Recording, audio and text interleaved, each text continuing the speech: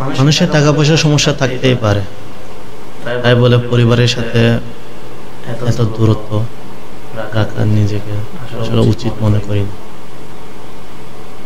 টাকা আজকে আসে কালকে নাই, কিন্তু সম্পর্ক যদি আজকে না থাকে তাহলে কালকে আশা করা যায় না আরেকটা নতুন সম্পর্ক করবে।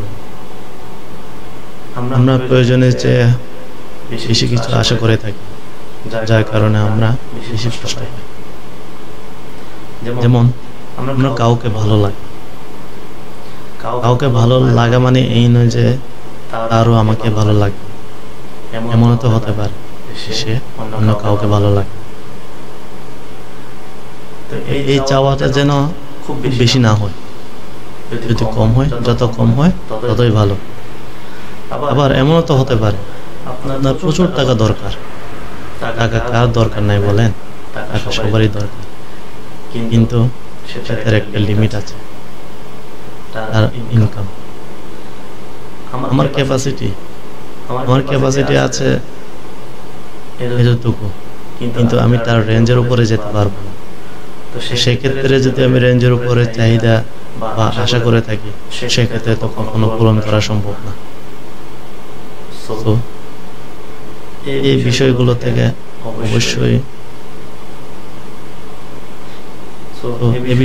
অবশ্যই শিক্ষা নিতে হবে যে বেশি চাওয়া পাওয়ার মধ্যে একটা দূরত্ব সৃষ্টি করে,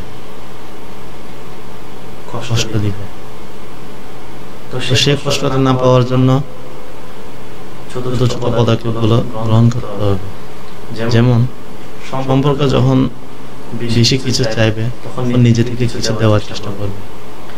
তার ভালো লাগার জিনিসগুলো অবশ্যই দেখবেন, খেয়াল করবেন সে কোন জিনিসের প্রতি ভালো লাগে, সেই বিষয়টা আসলে জেনে রাখা উচিত যে কি করলে কি না করলে তার বেশি ভালো লাগে।